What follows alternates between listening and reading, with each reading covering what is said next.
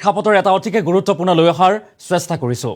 লোকসভা নিৰ্বাচনত ৰাজ্যৰ ৰাজনৈতিক প্ৰেক্ষাপটত ধূলিসাৎ হ'ল AIUDF আৰু AIUDFৰ পৰাজয়ৰ পাছতেই এতিয়া APCCৰ সভাপতি ভূপেন বৰাই প্ৰতিক্ৰিয়া ব্যক্ত কৰিছে যে তেখেতে কৈছে কংগ্ৰেছৰ স্থিতিৰ বাবে AIUDFৰ পৰাজয় হ'ল আৰু সমান্তৰালকৈ বিজেপিৰ পতন যাবলৈ হ'লে AIUDFৰ পতন নিশ্চিত বা যাবই লাগিব আৰু তেতিয়াহে বিজেপিৰ পতন নিশ্চিত বুলি উল্লেখ কৰিছে এতিয়া ভূপেন বৰাই আৰু কেইবাটাও মন্তব্য কৰিছে। আমি সবিস্তাৰে খবৰটো লৈ অহাৰ চেষ্টা কৰিম।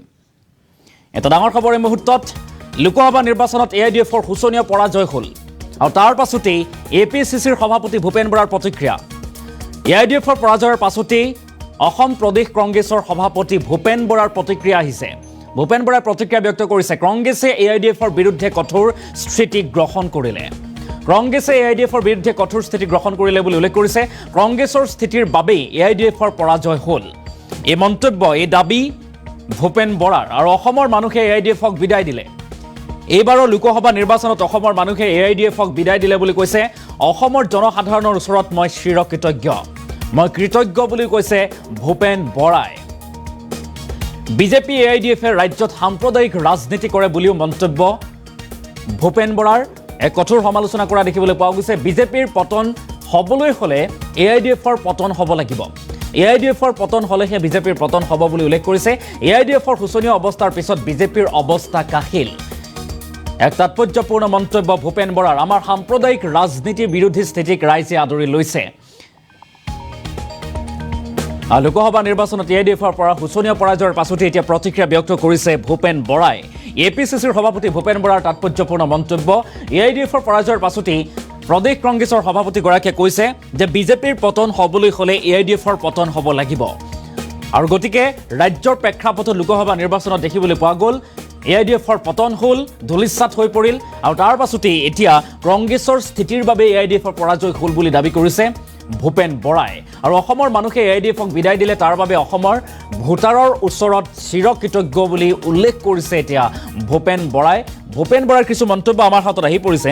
ভূপেন বৰাই কি কৈছে আমি সেই মন্তব্য এই মুহূৰ্তত আগবঢ়োৱাৰ চেষ্টা কৰিম। উজনি অসমৰ ৰাইজে কিন্তু আজি মই অসমৰ ৰাইজৰ গুৰিত কৃতজ্ঞ যে ৰাইজে আমি যিটো জাতীয় স্বাৰ্থত সিদ্ধান্ত লৈছিলোঁ যে অসমৰ মাটিৰ পৰা যদি সাম্প্ৰদায়িক শক্তিসমূহক দুৰ্বল কৰিবলৈ হয়, নাইকিয়া কৰিবলৈ হয়, তেতিয়াহ'লে এটা সাম্প্ৰদায়িক শক্তি বিজেপিৰ লগত অকল লাগি থাকিলে নহ'ব।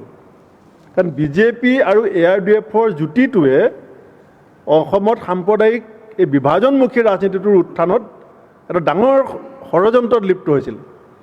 গতিকে AIUDFক যেতিয়া আমি এতিয়া ধুবুৰী, নগাঁও, কৰিমগঞ্জৰ পৰা আঁতৰাব পাৰিলোঁ, এতিয়া বিজেপি আপোনা আপুনি যথেষ্ট দুৰ্বল হৈছে। সঁচা কথা ক'বলৈ গ'লে মানে হস্পিটেলত থকা পেচেণ্টৰ পৰা অক্সিজেন খুলি দিলে যিটো অৱস্থা হয়, এতিয়া AIUDFৰ পৰাজয়ৰ পাছত বিজেপি হস্পিটেলত থকা অক্সিজেনবিহীন এটা পেচেণ্টৰ দৰে হৈছে। সেইকাৰণে ইমান চটফটে আছে। সেইকাৰণে বিজেপি এতিয়া ধৰফৰণি বৃদ্ধি পাইছে। আৰু আপুনি চাব আহি থকা সময়ত উজনি অসমৰ ৰাইজে আমি AIUDF দলক লগত সম্বন্ধ ছেট কৰাৰ পাছত উজনি অসমত প্ৰত্যেকটো সমষ্টিত আমাৰ ভোট বাঢ়িছে। প্ৰত্যেকটো সমষ্টিত আজি বিহালীত বাই ইলেকশ্যন হ'ব। আজি মই বিহালীলৈ এতিয়া গৈ আছোঁ। বিহালীত আমি হাৰিছোঁ বিজেপিৰ লগত, কিন্তু 2021 চনত আমি বিহালীত ভোট পাইছিলোঁ 21,000 আৰু এইবাৰ আমি হাৰিছোঁ, কিন্তু আমি 42,000 ভোট পাইছোঁ। আপুনি এই ভোটখিনি ক'ৰ পৰা আহিলে, কিয় আহিলে? আমিতো তাৰ পাছত অৰুণোদয় বিলোৱা নাই, আমি তাৰ পাছত কোনো ৰাস্তা বনাই দিব পৰা নাই ৰাইজক, আমি বিহালী ৰাইজকতো একো সহায় কৰিব পৰা নাই।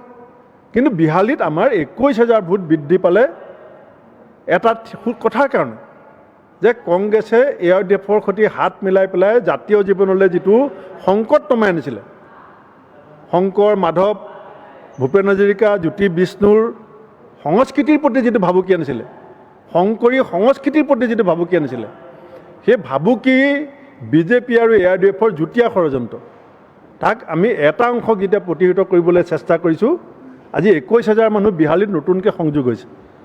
কিন্তু আজি মই অসমৰ ৰাইজৰ গুৰিত কৃতজ্ঞ যে ৰাইজে আমি যিটো জাতীয় স্বাৰ্থত সিদ্ধান্ত লৈছিলোঁ যে অসমৰ মাটিৰ পৰা যদি সাম্প্ৰদায়িক শক্তিসমূহক দুৰ্বল কৰিবলৈ হয়, নাইকিয়া কৰিবলৈ হয়, তেতিয়াহ'লে এটা সাম্প্ৰদায়িক শক্তি বিজেপিৰ লগত অকল লাগি থাকিলে নহ'ব।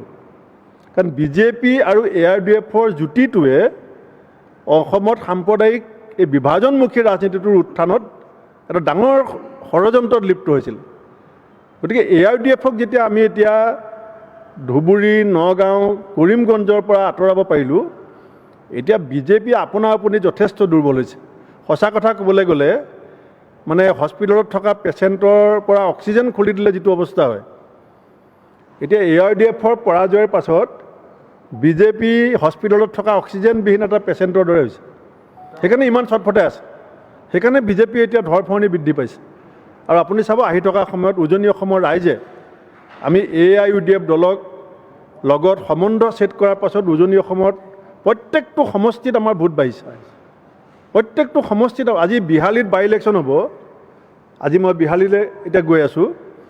বিহালীত আমি হাৰিছোঁ বিজেপিৰ লগত, কিন্তু 2021 চনত আমি বিহালীত ভোট পাইছিলোঁ 21,000